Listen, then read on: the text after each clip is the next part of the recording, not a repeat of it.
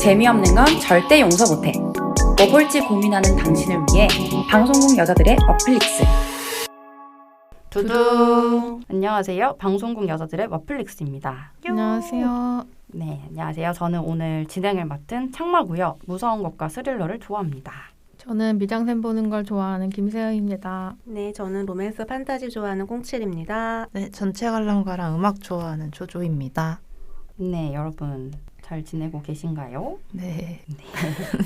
날이 갑자기 엄청나게 추워졌어요. 네, 영하입니다 이제. 네, 저희 원래 절기배직이 있었는데 저 지난주인가 지난주에 이제 절기가 안 맞는다. 이 기후 위기 때문이다. 그럼요. 왜냐면 지난주에 소설 때 소설이 원래 이제 눈이 좀 온다는 거잖아요. 네. 근데 그때 너무 따뜻해가지고 이 날씨 무슨 일이야 했는데 갑자기 주말부터 엄청 추워지더니 그러니까. 지금 이상해요. 원래 수능날에 또 엄청 추운데 그렇지도 수능 한파가 않았고. 없어졌어요. 음. 더웠어요 맞아. 그날. 맞아. 이 기세면 진짜 다음 주에 대설인데 진짜 대설 올 듯. 갑자기. 너무 참 날씨가 네 다들 건강 조심하시길 바라겠고요. 네, 저희는 댓글 읽어보도록 하겠습니다. 오랜만에 팟캐스트의 댓글을 읽어보도록 하겠습니다. 11월 17일 당문님께서 댓글 달아주셨는데요. 평을 달아주셨는데요. 제목이 약간 잘려서 너무 아쉬워요. 눈치 없이 이분들 사이에 껴서 수다 떨고 점점점 싶어요겠죠? 네. 팟캐스트에서 제일 잘 듣는 프로그램이에요. 넘넘 힐링되고 포근해요. 해결 에피소드 제일 좋아합니다. 역시. 하트 이렇게 달아주셨습니다. 감사합니다. 감사합니다. 사랑합니다. 해결편이 인기가 되게 많더라고요. 조회수도 높고. 이번에 총명을 또 한번 기회 삼아 등업을 또. 저희 텐션 장난 아니었는데. 네, 역시 저희가 약간 포재생 나오고 다 맞아요. 같이 과몰입한 영화는 제가 들어도 편집할 때 막 소리 터져서 귀 아프고. 맞아. 역시 우리가 신나야 돼. 맞아요. 그러니까 재밌는 영화가 많이 나와야 돼. 맞아요.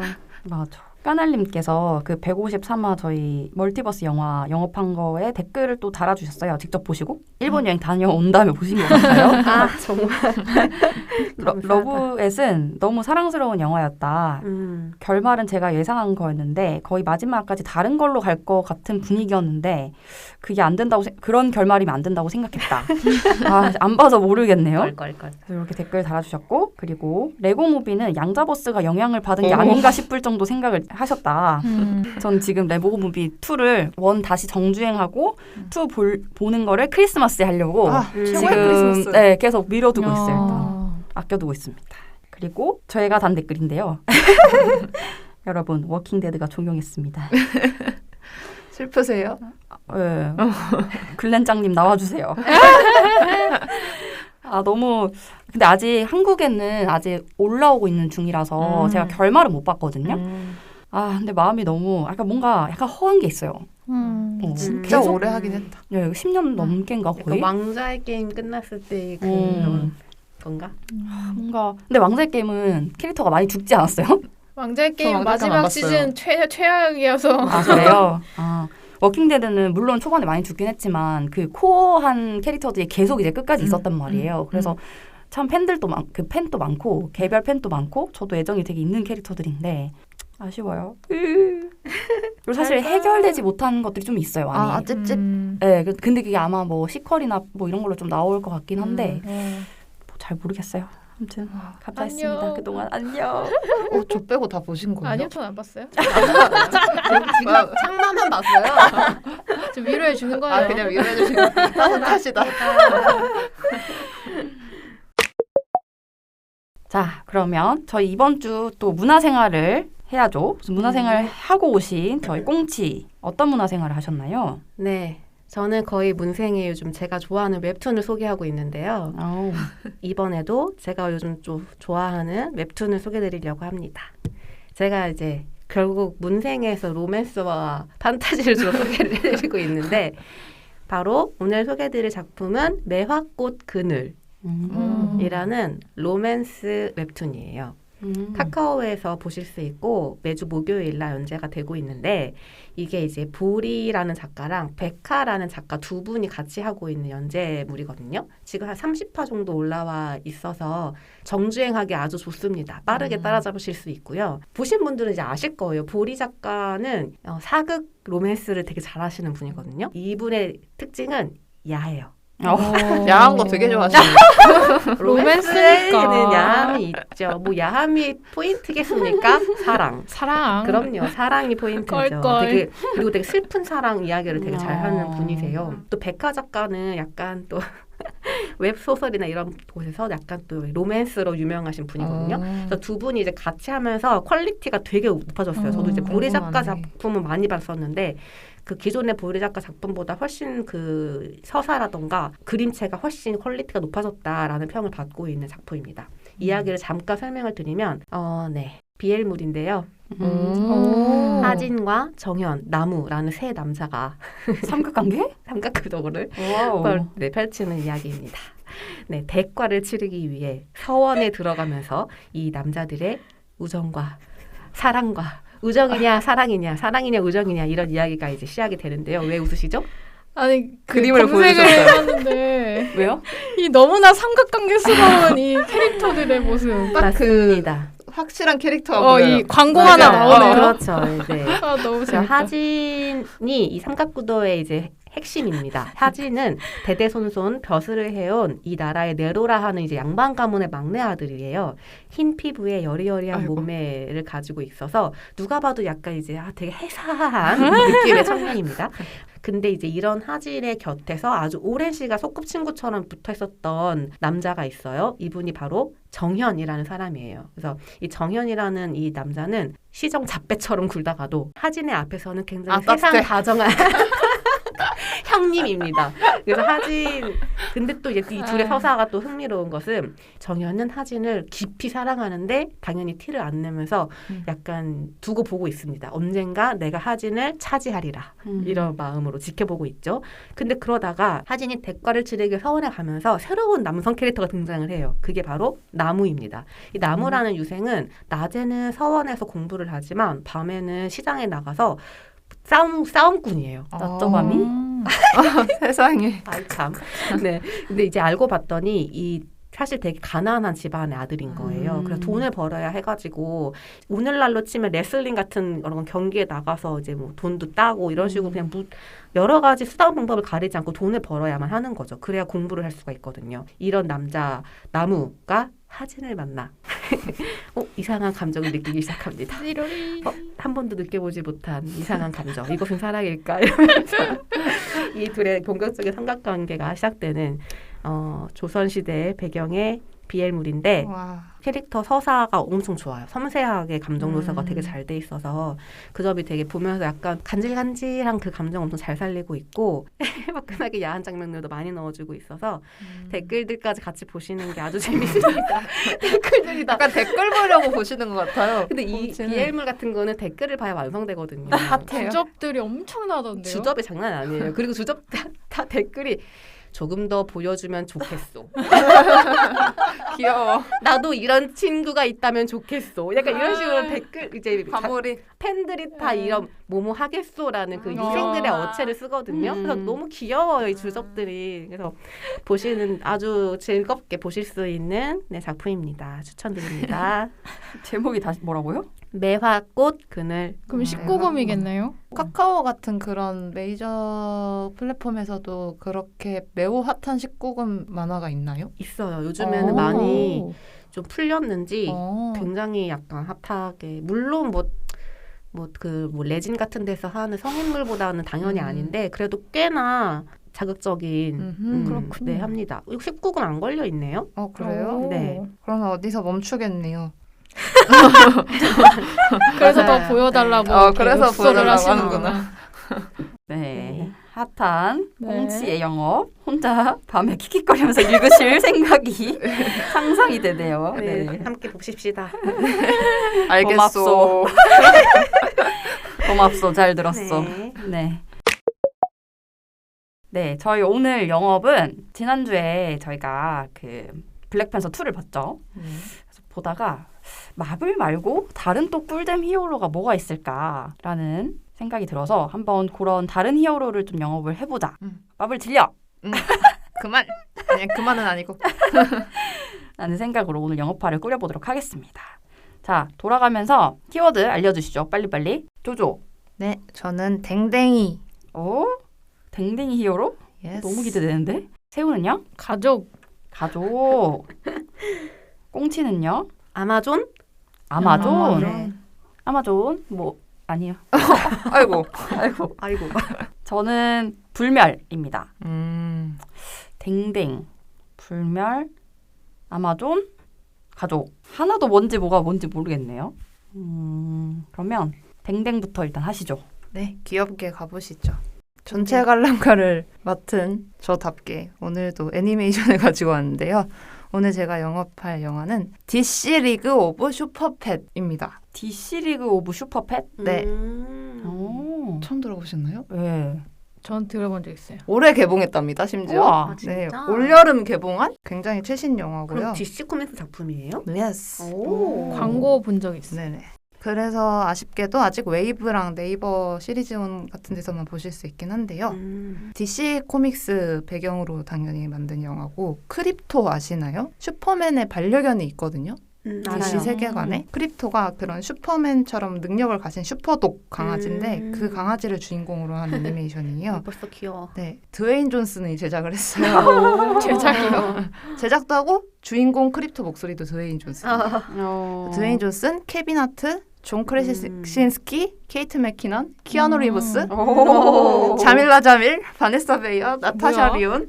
배우는 짱짱합니다. 근데 우리나라에서는 망했다. 왜요?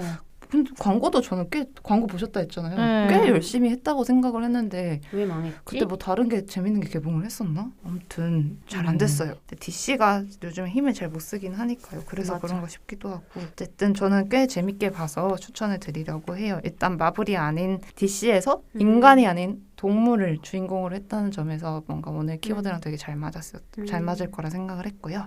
그래서 줄거리 말씀드리면 몇십 년 전에 크립톤 행성에서 갓난아기랑 강아지 한 마리가 같이 지구로 보내집니다. 얘네가 커서 슈퍼맨이 되고 슈퍼독 크립토가 돼요. 크립토는 분홍색 코가 매력적인 엄청난 근육질의 대형견이에요. 하얀색 그 털없는 강아지 있잖아요. 네, 슈퍼맨 초능력을 그대로 갖고 있어요. 그리고 보통 반려동물들이 다 그렇듯이 주인을 끔찍하게 사랑해요.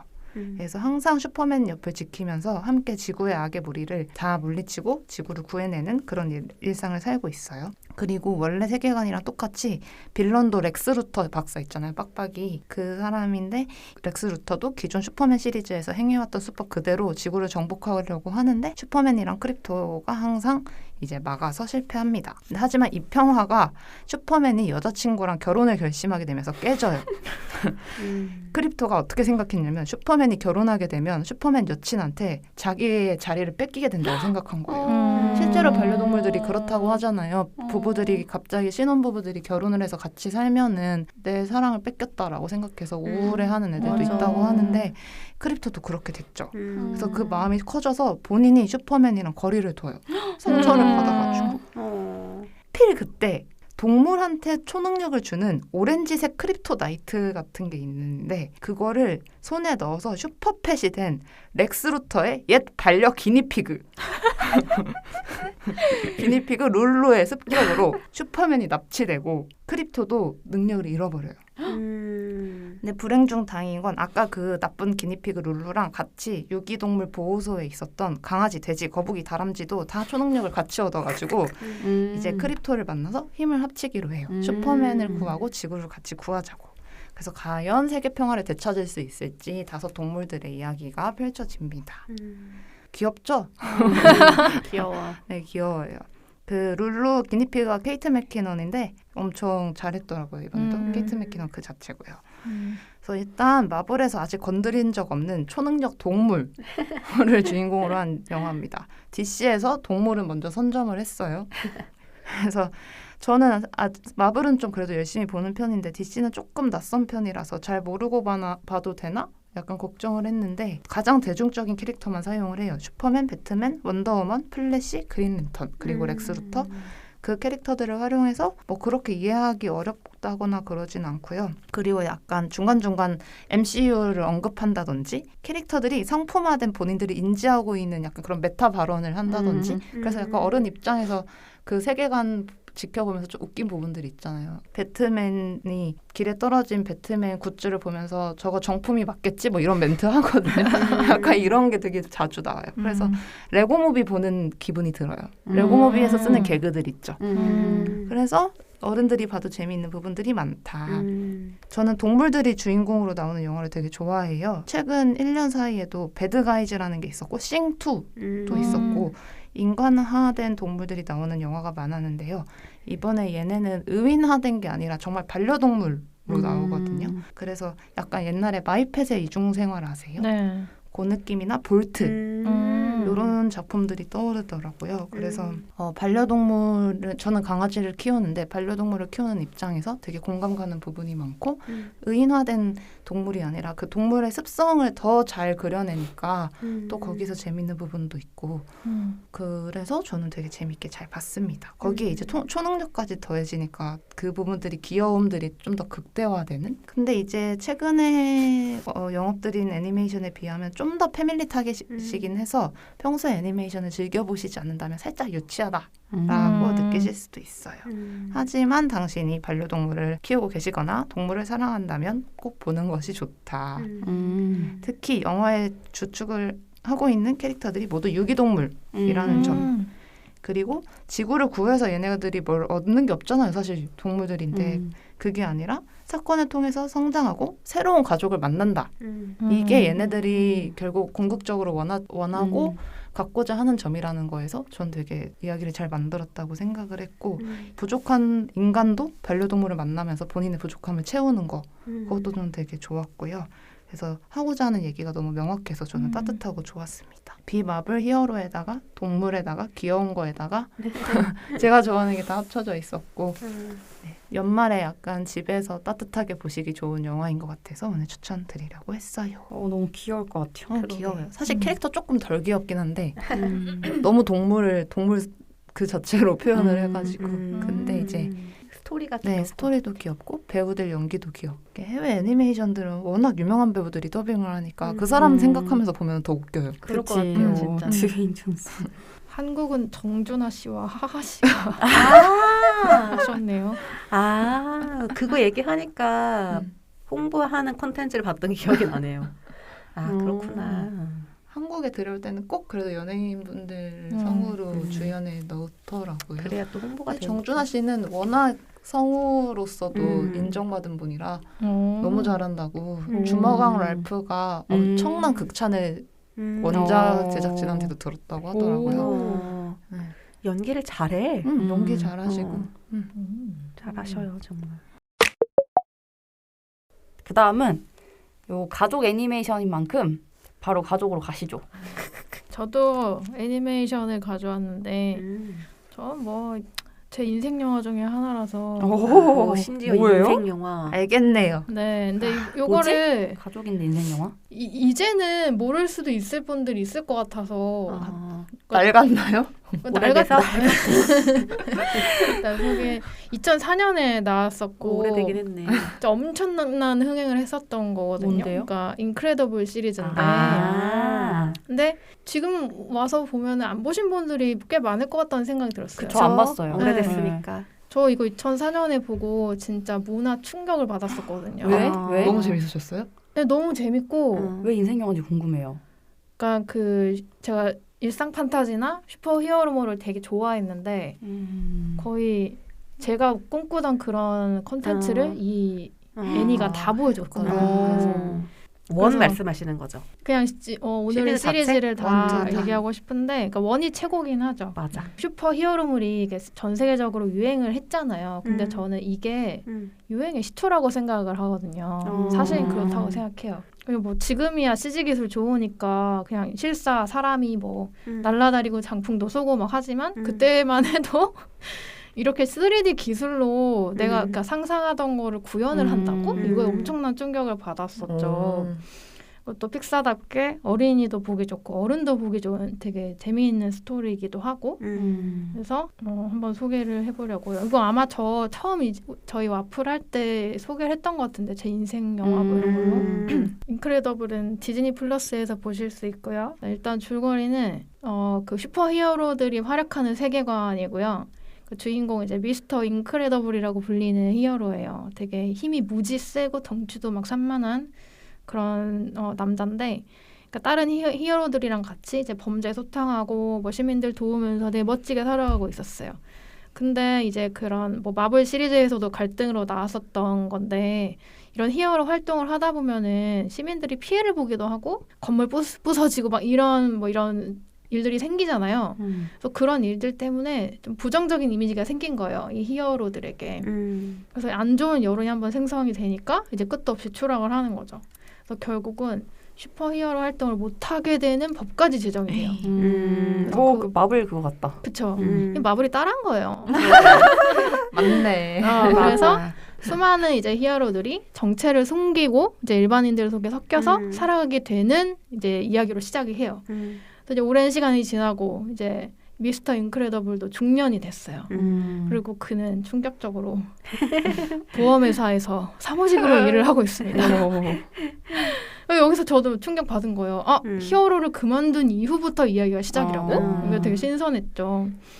덩치 그 산만한 사람이 그 사무공간 진짜 조그매요. 거의 꾹에 앉아가지고 어깨도 완전 굽어가지고 타이핑 막 초점 하나도 없어. 타이핑만 맞아. 치면서 보험회사라는 게 사실 돈을 안 줘야 성과가 나는 그런 회사잖아요. 그리고 다 막 살기 어려운 분들이 보험금 타는 거 다 막아야 되고 막 이런 일인데 이제 그 히어로서의 그게 있다 보니까 몰래 이렇게 보험금 타는 거 알려주고 막 이렇게 하다가 실적은 바닥인 상태인 거죠. 상사한테 맨날 혼나고. 그래서 고개 숙인 중년으로 살아가고 있어요.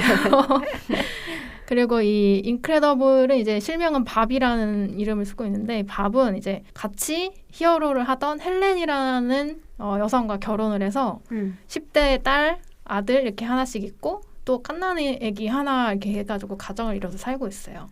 그리고 이제 딸하고 아들한테도 슈퍼파워가 나타났는데, 이제 법이 그러니까 헬렌이 엄청 엄격하게 이제 쓰지 말라고 금지시켜가지고 다들 약간 좀 답답하게 살고 있는 상황이에요. 스트레스가 많이 쌓이니까. 그래서 밥이 이제 그 헬렌 몰래 밤에 혼자 이제 자경 활동을 하면서 조금 스트레스를 풀고 있어요. 옛날 친구랑 이렇게 해가지고 막 경찰 뭐 무전 해킹 뭐 이런 거 해가지고. 근데 그래봤자 어떻게 해요? 그 예전에 과거처럼 할 수 없으니까 한계에 다 달라가지고 어느 날 회사 상사한테 힘을 써버리는 거야. 너무 열받아가지고. 그래서 해고를 당해요. 네, 망했다 하고 있는데 갑자기 누군가가 그 밥한테 은밀하게 연락을 취하게 되는데 네, 미스터 인크레더블 당신의 힘이 필요합니다. 막 이런 식으로 막 이게 뭐야 이렇게 하는 거죠. 두근두근 하면서 막 자기 젊어서 입던 슈트 챙겨가지고 막 맞지도 않는 거 입어가지고 막 이렇게 호다닥 가요. 근데 누가 봐도 적인지 악원인지 약간 의심스럽게 생긴 은발의 미녀가 은발의 미녀 나타나서 자기는 되게 좀 세상에 알려지면 안 되는 그런 기관인데 고지능의 로봇이 탈출을 해가지고 이거 당신만이 막을 수 있습니다. 도와주세요. 막 이러는 거예요. 그래서 이 일들은 비밀로 해주시고요. 막 이렇게 되게 그래서 밥이 뭐 예전 같지는 않지만 오랜만에 슈퍼파워를 마음껏 사용해서 이제 문제를 해결해줘요. 그래서 그 이후로도 그 이문의 여성이 부탁하는 일들을 이렇게 도우면서 갑자기 중년의 활기를 되찾으니까 중년의 활기. 그러니까 자기 힘을 분출하는 게 너무 좋고 뭐 도움을 주는 것도 너무 좋은 거야. 갑자기 몸을 막 만들기 시작하고 그렇게 하는데 이제 헬렌이 보기엔 약간 이 사람 불륜인가? 이렇게 생각이 드는 거죠. 갑자기 막 생기가 돌고 몸이 좋아지고 막 약속 만들어서 나가고 이러니까. 그래서 헬렌이 이제 의심을 키우고 또 이제 밥이 돕고 있는 그 여성과 그 의문스러운 기관의 이런 정체도 점점 드러나면서 가족 모두가 이제 사건에 휘말리게 되는 그런 이야기예요. 1편 같은 경우는 이 슈퍼히어로 가족이 그러니까 좀 되게 꾹꾹 눌러담고 살던 그런 파워를 분출하고 또 이제 가족이라는 이름으로 함께 이렇게 멋지게 싸우는 그런 재미있는 스토리를 이제 저의 신금도 올리고 세계인들의 신금도 올렸었는데요. 진짜 거의 레전드였어요. 엄청 좋아하시는데요. 네. 사랑이 너무 느껴져. 그러니까.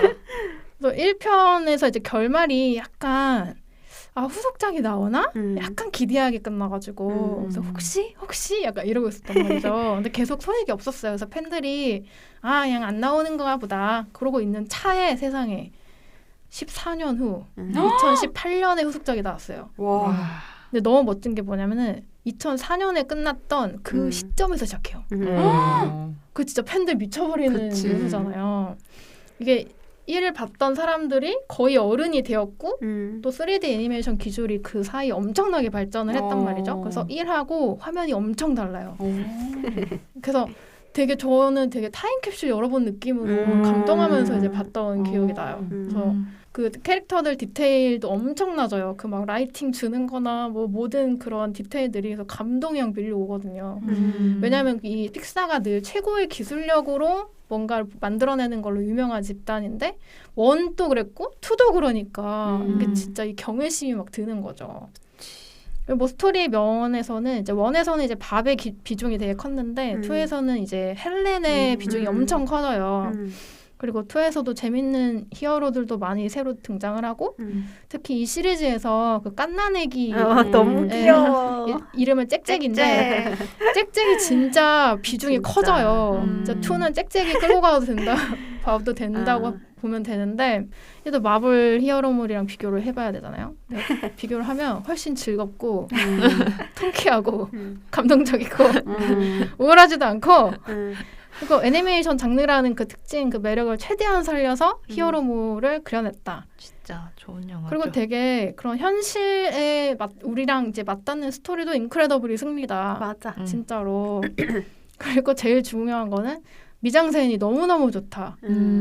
제가 이 아트북을 사서 닳도록 봤거든요. 그러니까 그 화면이 너무 그냥 계속 보고 싶어서 계속 틀어본 것도 있고 캐릭터 디자인이 지금 봐도 너무 좋아요. 진짜 클래식. 그래서 개인적으로는 그 배경 부분에 인테리어를 저는 되게 좋아하는데 컨셉을 그러니까 당시에는 되게 미래적이고 멋있다 이렇게 생각했는데 이게 약간 요즘 유행하는 미드 센추리 느낌의 예쁘겠다. 네, 그런 간지나는 그런 컨셉이에요. 막 되게 유려한 곡선 막 이런. 근데 그게 처음에 봤을 때는 너무 미래적인 가구 너무 멋있다. 저 라인 너무 멋있다 했는데 지금 다시 보니까 되게 또 느낌이 새롭더라고요. 그만큼 이제 이게 시대가 지나도 하나도 낡아 보이지 않는 애니메이션이에요. 그래서 뭐 구석구석 놓칠 데가 없다 이런 느낌으로 말을 드려본 거고 아마 영원히 인생 영화 리스트에서 빠지지 않을 영화가 아닐까 싶고 저는 그냥 솔직히 말해서 태어났으면 이거 봐야 된다. 태어났으면 그 정도? 콘텐츠를 즐기고 싶다? 이거 봐야 본전 뽑는다. 이렇게 생각하는 애니메이션이에요. 저는 강추드립니다. 저렇게까지 하니까 봐야겠어요. 태어났는데 아직 안 보신 거예요? 나만 안 봤나요? 본전을 못 뽑고 있다. 지금. 이런 참나. 저만 안 봤군요. 저 이제 진짜 네. 광추. 태어났으니 보겠습니다. 보면 다시 태어나나요? 네. 그러니까 이게 픽사니까 궁금하긴 했는데 뭐 약간 너무 대놓고 가족 그 포스터라서 저는 손이 안 갔었는데 세호가 강추해준 그 모아나도 저의 인생 영화가 됐으므로 봐보겠습니다. 포스터가 제일 재미없다. 그런 것 같아요. 얘기 들어보니까. 좀 못 보았어요. 맞아. 좀 뻔하지. 뭐 가족 우당탕탕 약간 그냥 단순하게 생각한 거예요. 근데 한번 보겠습니다. 예. 네, 이제 왠지 애니메이션에서 실사로 돌아올 것 같은데요. 그러게요. 네, 우선 제가 먼저 해보겠습니다. 그러면 저는 그 마블에서 항상 얘기할 때 제가 최근에 아쉬움 얘기하는 포인트 있잖아요. 너무 막 외계로 가고 너무 이 발붙이고 있는 느낌이 없다. 그런 아쉬움을 한 큐에 해소해준 아주 단비 같은 영화였습니다. 단비. 진짜 아무 생각 없이 그냥 시간 보내려고 틀었다가 의외로 너무 재밌어서 속편까지 기대하게 되는 그런 영화였고. 히어로물을 안 좋아하는 창마가. 네. 저 안 좋아하잖아요. 안 보잖아요. 그나마 애니메이션을 보는 건데 아니면 마블이거나. 아니야 이제 안 좋아한다고 할 수 없어. 그런가? 당신은 이제 좋아합니다. 안 좋아했는데 좋아하게 된. 네, 그래서 한번 봤고요. 넷플릭스 오리지널이에요. 뭘까요? 바로 올드가드입니다. 다들 아시네? 아 근데 안 봤어요. 저는 봤어요. 안 봤는데 인기 샤를리즈 엄청. 테론. 인기 높아요? 그렇구나. 장르 샤를리즈 테론이잖아요. 맞아요. 아까 키워드 키워드로 샤를리즈 테론 얘기하려다가 아까 뭐라고 하셨죠? 키워드? 불멸. 불멸. 네. 네, 2020년 영화고요. 지나 프린스 바이 더 우드라는 감독님 작품입니다. 주인공은 샤를리즈 테론 언니가 나오고요. 언니. 네. 그 샤를리즈 테론 앤디는 아주 특별한 능력이 있어요. 바로 스스로 자연 치유되는 그런 능력입니다. 뭐 칼에 찔려도 총에 맞아도 부럽다. 총에 난사를 당해도 잠깐 죽었다가 다시 살아나는, 그러니까 엄밀히 말하면 죽은 게 아니죠. 그러니까 그런 자연 치유되는 능력이 있고요. 그러다 보니 다치는 게 실제로 다치는 게 아니고 치명적인 타격을 입어도 실제로 타격을 입지 않으니까 아주 오랜 시간 동안 살아온 불멸의 존재예요. 근데 불멸의 존재가 되면은 그 순간 나이로 더 이상 나이를 먹지 않는 그런 외형을 갖고 있고요. 영원히 살죠. 근데 자기와 같은 불멸자들이 있다는 걸 알게 돼요. 그래서 그들을 모아서 앤디는 또 리더십 있는 우리 테론 언니, 세상을 수호하는 올드가드로 살고 있어요. 그러니까 쉽게 말해서 인간사 곳곳에 되게 많은 상황에서 인간을 지키거나 혹은 개입을 해서 뭔가를 바꾸거나 이런 수호자 역할을 한 거죠. 그래서 막 좀 재밌는 게 역사적인 것과 연결돼서 막 보여줘요. 이 컨셉을 10분 활용을 해서 보여줍니다. 근데 이제 현대사회 들면은 또 당연히 빌런이 나와야 되죠. 한 제약회사 CEO가 이 우연히 불멸자 존재를 알게 되고 신약 개발을 해야겠다. 이들을 실험체로 써서 이런 마음을 먹게 됩니다. 근데 그런 한편 나이가 꽤 어린 좀 인간 중에서 새로운 불멸자가 나오게 돼요. 그러니까 이른바 뉴비가 나오게 뉴비요, 되는 거죠. 이름이? 아니요. 이름 그냥 놀래라. 이름이 뉴비. 그래서 이제 이 앤디가 그 친구를 다시 포섭을 이렇게 해가지고 올드가드로 데리고 가려고 하는 그런 이제 걸 하려고 하죠. 그래서 1번 장점 1번 액션이 너무 좋아요. 샤를리즈 테론이니까 너무 멋있고요.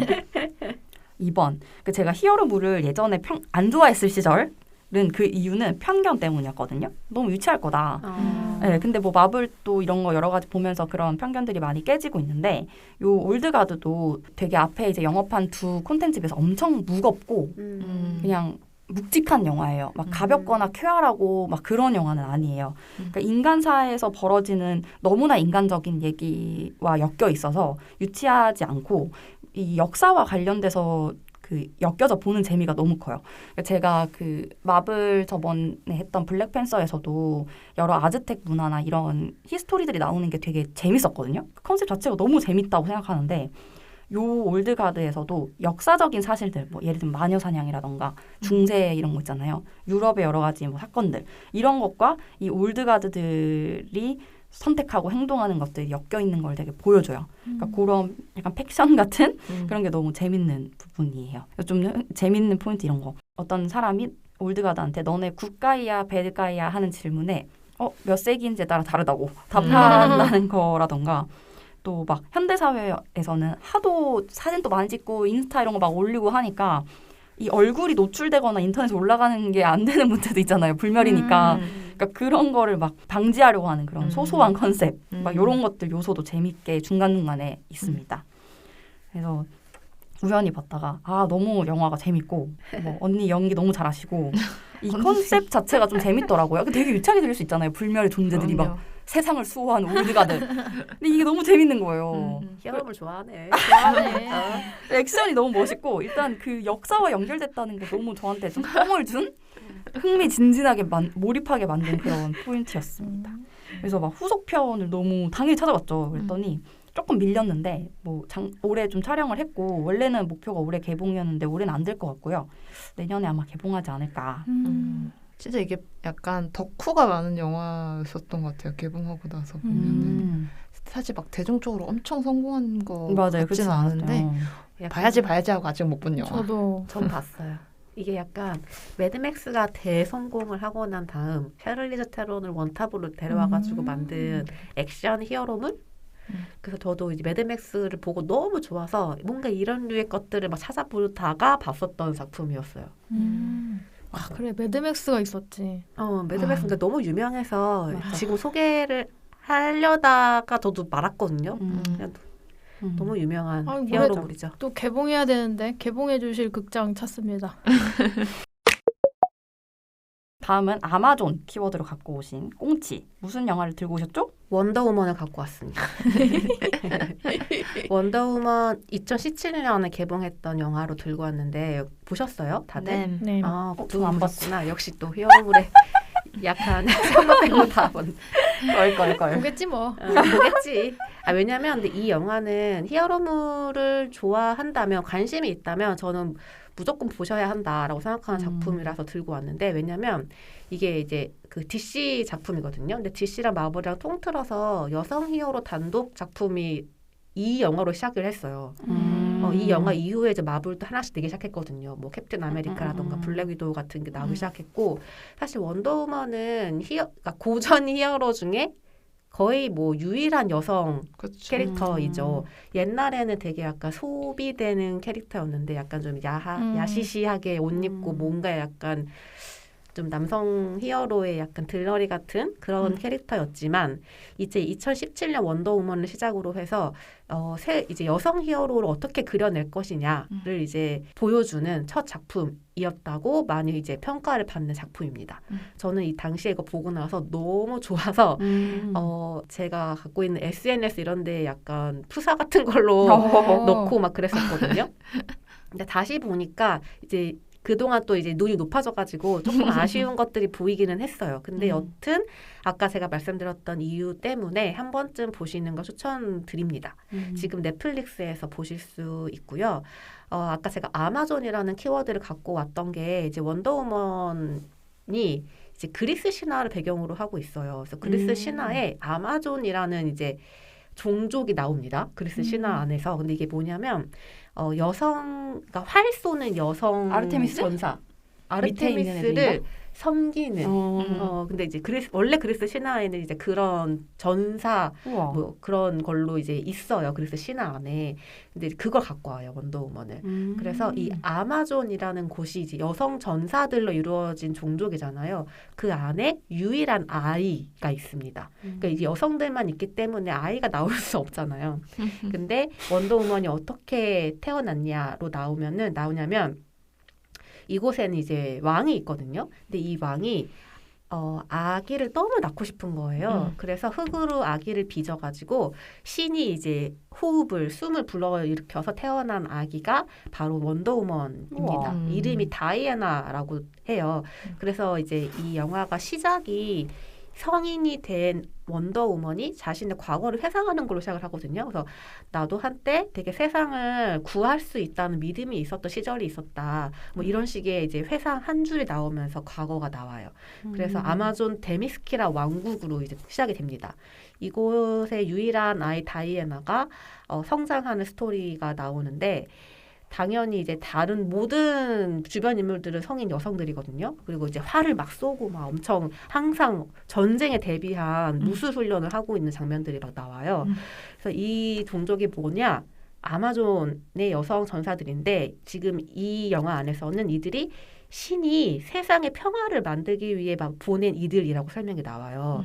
그래서 세상이 그 전쟁의 신 아레스 때문에 싸움판이 된 거예요. 옛날에. 그래서 이 아레스를 무찌르기 위해서 신이 아마존 데미스키라 왕국의 이 전사들을 내보냈고 이들이 아레스와 맞서 싸워가지고 아레스를 이긴 거예요.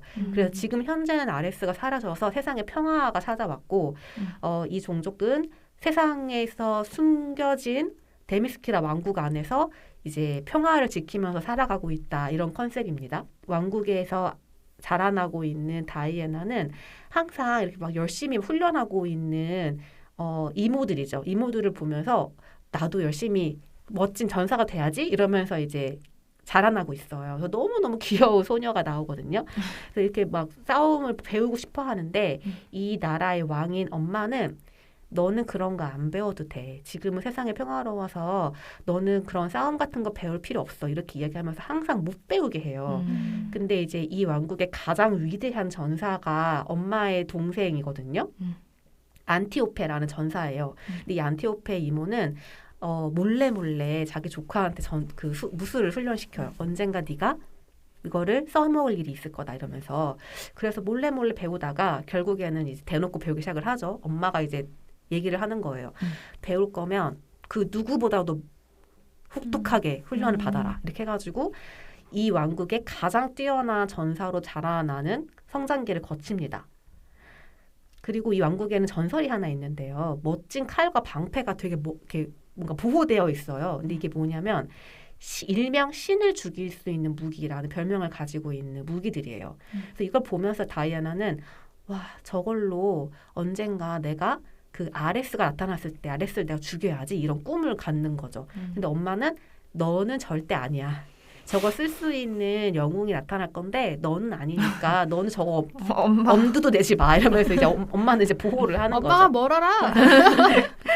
이제 그러던 어느 날 이 평화로운 왕국에 남성 인간이 등장합니다. 그러니까 뭔가 이게 숨겨져 있는 왕국이라고 했잖아요. 약간 와칸다 같거든요. 근데 이 약간 결계가 이렇게 흐물어지면서 인간 남성이 등장을 하는 거예요. 그래서 이걸 다이애나가 처음 목격을 해요. 그래서 이제 무그럼 이렇게 보는 거예요. 오, 수염도 있고 뭔가 다르게 생겼네. 당신은 남자인가요? 이렇게 이제 남자를 처음 만나게 되는 거죠. 책에서만 보던 인간을 만나서 되게 신기하다 이렇게 보고 있는데 바로 이 남자를 뒤쫓아서 독일군이 막 때로 몰려옵니다.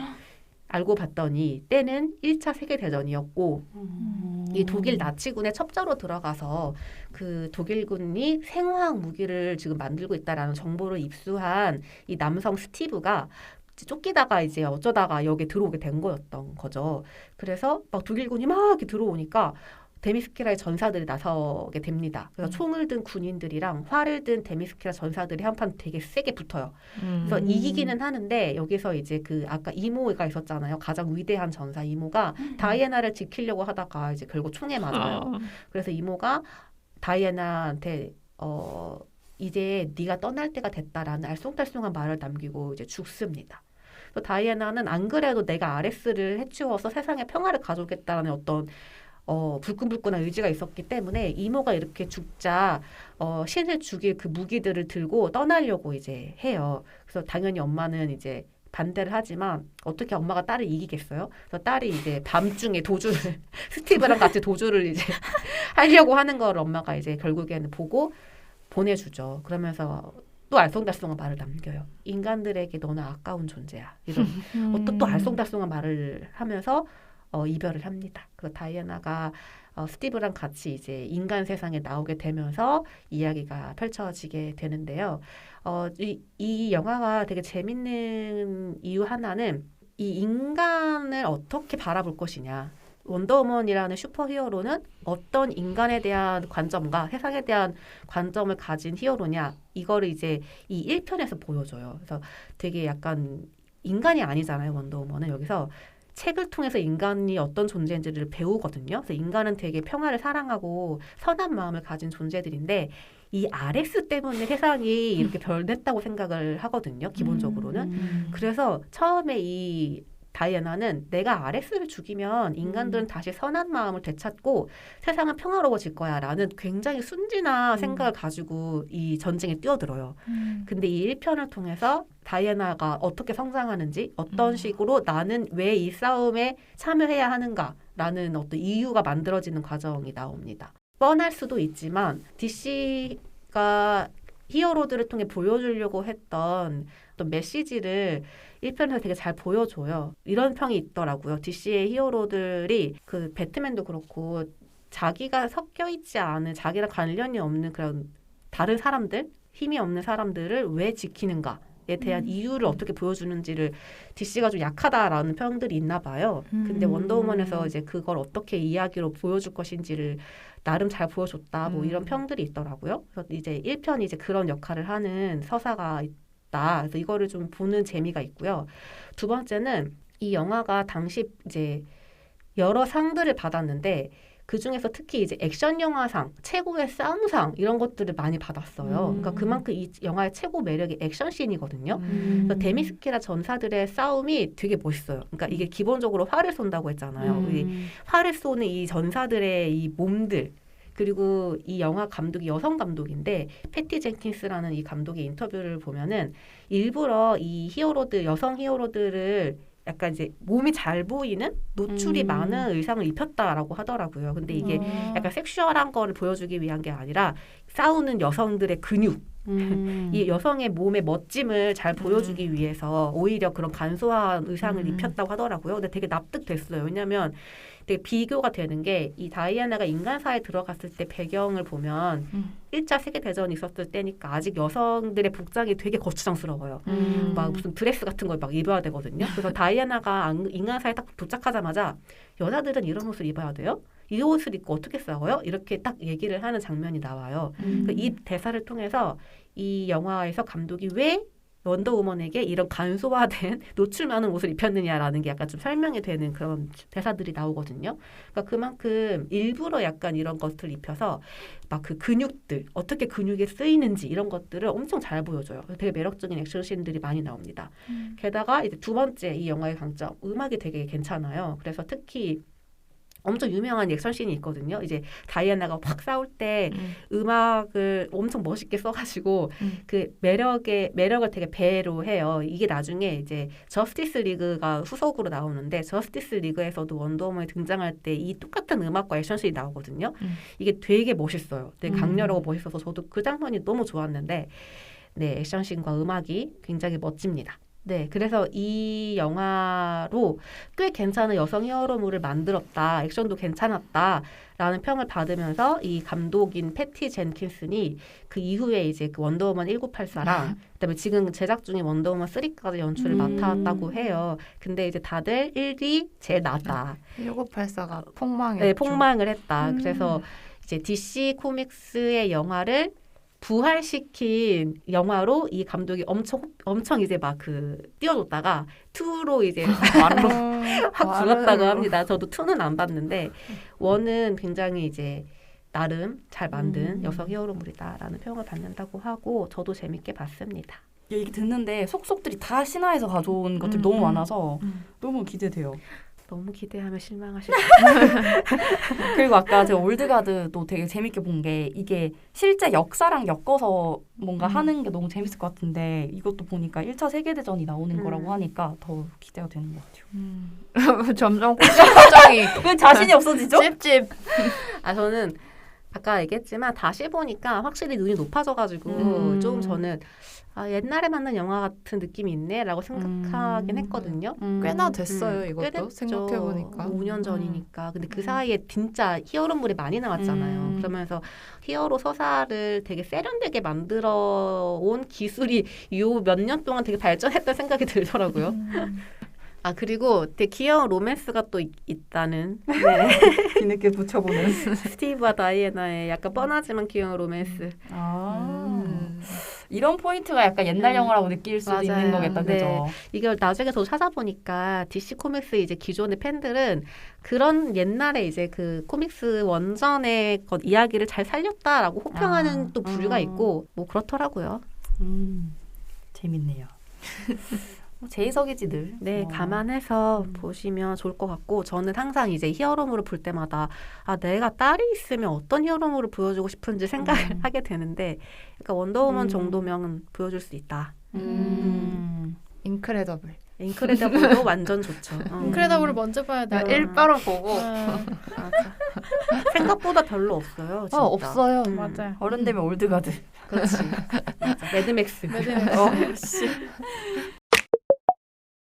네, 오늘 마블이 아닌 히어로물, 꿀잼 히어로물을 영업을 해봤고요. 초보라서 많이 안 본 것 같은데 아마 들으시는 청취자분들 중에서도 더 많이 저보다는 보셨을 것 같아서 또 저희 거 듣고 추천하실 게 있다면 댓글로 많이 달아주시고요. 요새는 또 시리즈도 많잖아요. 그래서 시리즈물 중에서도 이런 히어로물이 있다면 댓글로 추천해주시면 감사하겠습니다. 그러면 다음 또 재밌는 콘텐츠 함께 보고 이야기 나눠보도록 할게요. 하나, 둘, 셋. 두둔.